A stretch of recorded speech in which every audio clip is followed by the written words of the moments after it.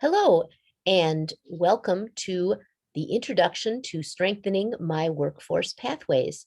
I'm Jenny Shanker. I am the Director of Research and Institutional Practice at the Center for Student Success in Michigan, and I am joined by my colleague Katie Giardello, who is the Manager of Network Engagement, and we're going to talk to you about the next frontier of guided pathways in Michigan.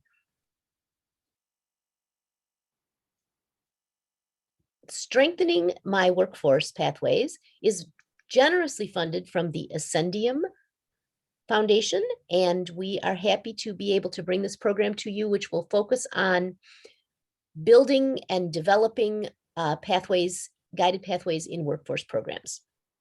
And I'm going to turn it over to Katie. Thanks, Jenny. We're excited to share a whole project overview, what we're calling the big picture, and then get a little more detailed about strategy one, which you'll hear back from Jenny on. So the big picture of this project is that we envision it to strengthen equitable access to and through workforce programs with a strategic focus on program design, alignment with local labor market needs, incorporation of industry recognized credentials, progress into bachelor's degree programs, and deployment of timely advising interventions to maintain student momentum. As with all of our projects, this one centers on equity. Some of you are familiar with MCCA's racial equity statement, which can be found on our website at www.mcca.org,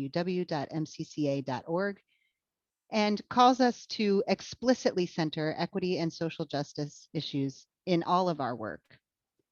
That is true here, where we see lagging completion rates for workforce students across the board, of course, exacerbated for students of color. This project will focus on 6 industry clusters that you can see on the wheel here, and this covers a lot of ground in your workforce programs.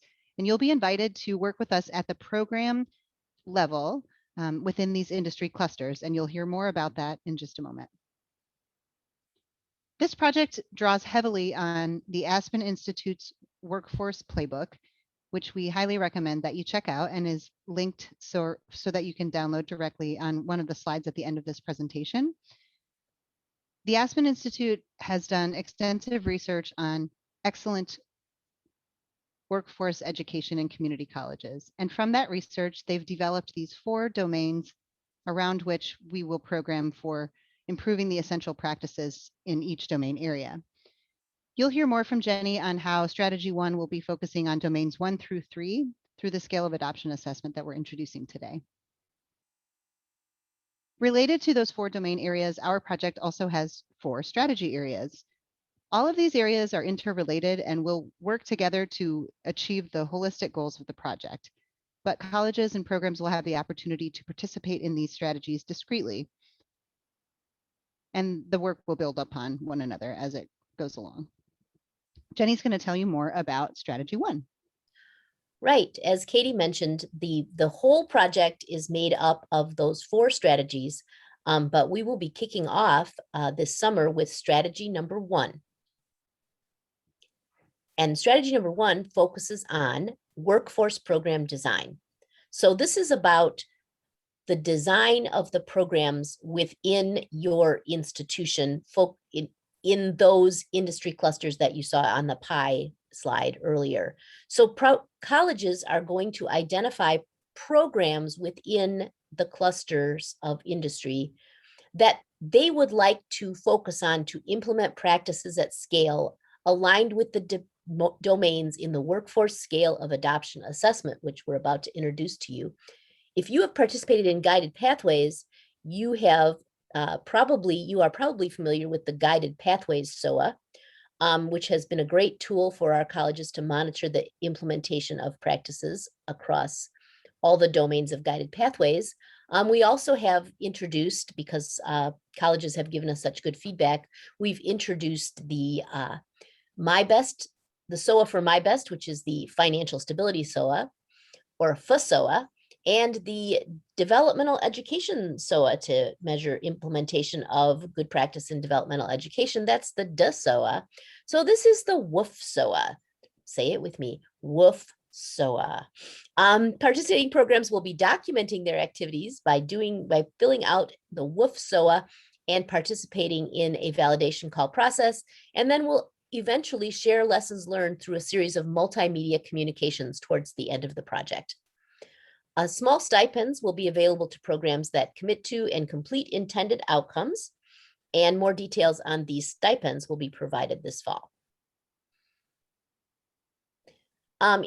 Within Strategy 1, we have a number of activities that we'll be engaged in. They'll seem familiar to you from the work that we typically do at the Center for Student Success. So we will be providing technical assistance from partners at the national and state level focused on the SOAA practices through a series of virtual workshops and webinars, as well as potentially individual or small group coaching. We will be bringing together colleges who are working within industry clusters for specific networking sessions. We will be using Canvas to facilitate engagement across participating colleges. So we hope to get a lively virtual community going of discussion and posting and sharing on our Canvas platform that we'll be introducing soon. And then you also will have access to mentors who can support the implementation of the SOAA practices. You can see here the rough timeline of the project. So kicking off here in June, we will be collecting your scale of adoption, your SOAA, by the first week in August, and then asking for colleges and programs to commit to the activities of Strategy 1 in September. Those activities will be ongoing from October of 2021 through November of 2022. We will complete the SOAA process again and get started with those multimedia communication products that I referred to that will share lessons learned in various forms of media. The end of the grant period is December 2023, but of course, we expect that the work will continue beyond then. Here's a few of the partners that we have lined up to work with us in the project, and some of them will be hosting some of those workshops and webinars that I talked about as our activities. This is by no means an exhaustive list of partners. We will be adding more as we see what the colleges are focusing on, what the programs need from us. So how do I get started, Jenny? I want to participate. The first thing that you're going to want to do is complete the scale of adoption assessment. So to prepare to complete the SOAA, download the SOAA from the MCCA website at this page here. We do have the slide deck, the slides separate from this so that you will be able to click the link to, but it's on our initiatives and resource pages. You can pick 1 to 3 program areas from within those 6 industry clusters. So 3 programs total per college, and assemble a team from the program to complete a SOAA for the program area. So each program that wants to participate completes a separate SOAA, not one document per college. This is when you download it, this is what the first page will look like. It will look familiar to you if you have worked on your Guided Pathways team or your MyBest team or your DevEd My Start to Finish team. The heart of the scale of adoption assessments is this scale. The idea is that the practice is listed and then the college decides whether the program is either not doing the practice is not occurring in the program. It might be occurring, but it's not systematic. Some students it happens to, some students it doesn't happen to. Planning to scale means that you have identified the practice as a practice that you will focus on and that you are going to work to bring this to full scale within the program. Again, the unit of analysis here is the program and not across the college. Scaling in progress means that you have made a definite plan and you are making strides every semester or every year to make sure that this practice is occurring and reaching more students. And then at scale means that you have basically implemented the practice for all of the students who are eligible to participate. This is what it looks like. You can see there's the practice over there on the left-hand side, and then you check a box and you put some notes in there about the progress that you have made and the next steps that you are planning to complete based on that practice. And that is the completion of, that is the SOAA rubric. That's what we call the rubric. The next step after that is that you email the completed SOAA to me by August 6th, this August.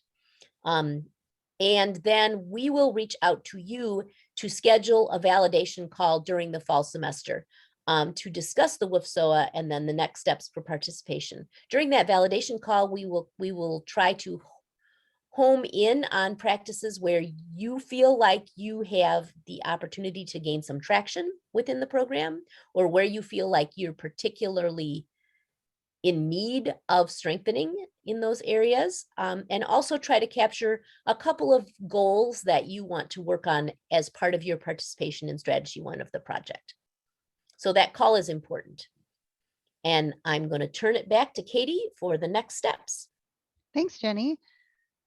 So this is a bit of a review, but it's always helpful after you've heard a lot of information, as you have in these last few minutes, to recap what the next steps for you are if you're interested in working with us on this project. There were a series of exploratory webinars that we hosted with some of those partners on the slide you saw earlier throughout the spring months that we had a lot of folks from the colleges participate in, but if you missed them, all of the links to the recordings and slides and other materials from those webinars will be found at the end of this deck. And so we highly encourage you to review those webinars, as they actually go over a number of the essential practices that are embedded in the workforce playbook, and then of course in the strategies that we will cover through this project and the practices in the SOAA for strategy 1. Hopefully you can spend some time relaxing this summer, but also spend some time with your colleagues completing the SOAA and getting it over to Jenny by August 6th. And then look for us to get in touch with you to schedule those validation calls, where we will discuss the items Jenny mentioned earlier, as well as help consider potential projects that would align with those stipends, and plan for the additional programs and multimedia products that we will achieve together through this project. If you need to reach us, you can get in touch with Jenny, Erica, or myself at the Center for Student Success. As indicated on the slide here, Jenny is the contact for strategy 1, but Erica and I can certainly provide assistance in supporting roles as well in this or the other strategy areas. As the list of resources, which are all hyperlinked, and you can download the slides here separately in order to get clickable links off the slide deck itself. We hope that you will consider reviewing those materials and joining us for this project. Thank you so much.